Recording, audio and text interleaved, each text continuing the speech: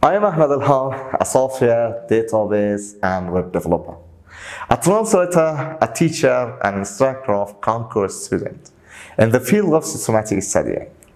This is a story of a man whose perfectly imperfect life made him who he is today. It's the story of a man who, in pursuit of his dreams and aspirations, made other people realize that if you think your life is hard and you're giving up on that because you think your life is unfair, think again.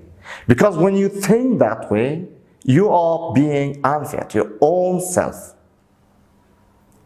It's the story of a man who made people realize that sometimes problems are not too big. We are too small because we cannot handle them. It's the story of a man who with time realized that real happiness doesn't lie in success, money, fame. It lies within. Real happiness lies in gratitude. So I am here and I'm going to share the story of that man. That's my story, the story of gratitude. I was like the rest of kids, walking, playing, running, going up and down, and so on. I didn't need any equipment back then. I was free and independent. All of a sudden, those happy times which I used to act as a normal kid ended in a blink. An unexpected accident changed my life and made me paralyzed for the rest of my life. Those days, I was in 7th grade. We lived in an apartment on the 3rd floor. It's hard for a disabled person to go up the stairs alone, especially with tools and equipment in our country. The love to learn impelled me to keep up the learning process and bear all of the difficulties of disability and continue to go to school every day with help of my classmates or calling someone to help me to get me downstairs. When I was in 10th class of school, one day there was no one to help me for going upstairs and I was alone with my little brother. I didn't know what to do or how much time should I spend waiting for someone to help. So I decided to climb the stairs by using walker frame and helping of my brother. And hopefully I did it. It was the first step that made me realize nothing is impossible. If a disabled man can climb the stairs up, then anything can happen. It just needs a strong potential toward gaining success. Since that, I used to get all the stairs alone, 9 to 10 years, 2 or 3 times a day. Only me and my walker frame and no one else. It was difficult and needed a lot of energy, but success was worth fighting for. If you gamble on the way to success, then why to fear? Even if you lose, nothing is lost. With aspirations towards success, along with that gratitude and patience, I broke most of the barriers I faced in life. Patience and gratitude are the keys to reach impossible levels. As Chants of Sabri says, patience means to look at the storm and see the rose, to look at the night and see the dawn. Impatience means to be short-sighted as to not be able to see the outcome.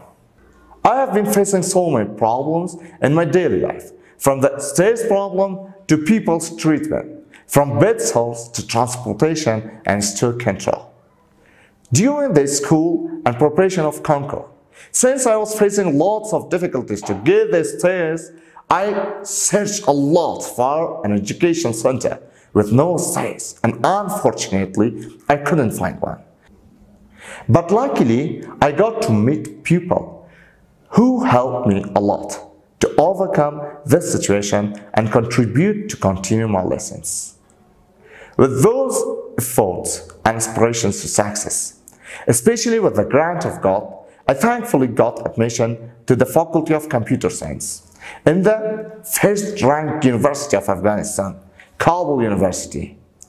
Now I'm here to inspire more people like me and to show them how to break the barriers that surrounded them. People's treatment was never out of my daily challenge. They treat you as you're different. They call you disabled. They call you paralyzed. They think you can't do what they could. But in fact, when a person is facing an injury that is 10% physical and 90% mentally, you might have lost a part of your body or control over your body. But what makes you actually disabled is your ways to interact. If you lose your motivation and inspiration, then you are disabled. And your inner disability is far more dangerous than your physical disability. So they call me disabled. I call myself differently abled. They see my disability. I see my ability. They call it adversity. I call it opportunity. They call it weakness. I call it strength. As a spinal injured person, I need to change my position every 1 hour, or else it will lead to bed sores, which I experience most of the time. One of the most difficult things about a spinal injury is losing control over a stool, which happens no matter where you are, in a bus, a class, conference, or wherever. And that's very annoying. But none of the problems mentioned stopped me from trying to reach my goals. None of them stopped me from fighting for my destiny, because all of them are physical matters, not spiritual. And as long as the inner of me is healthy, inspired, and goal-oriented, nothing could stop me. I'm thankful for my life, and I know every struggle of mine will be counted. Everything happens for a reason, whether it's good or bad. It eventually has its reason behind it.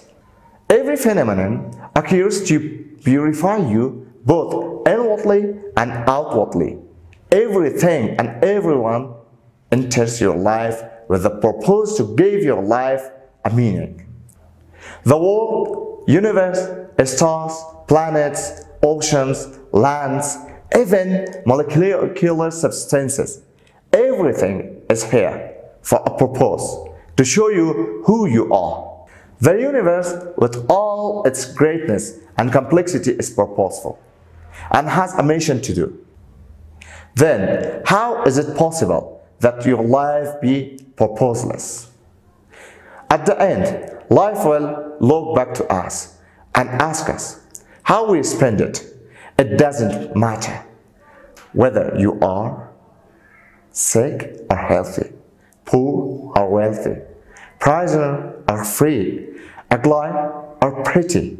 You're going to have something meaningful in hand to deliver. And what's more beautiful than to bring a positive change in the life of someone, to touch their heart and guide them to the God. At the end, as Elham says, try not to resist the change which come your way. Instead, let life live through you, and do not worry that your life is turning upside down. How do you know that the side you are used to is better than the one to come? Thanks a lot.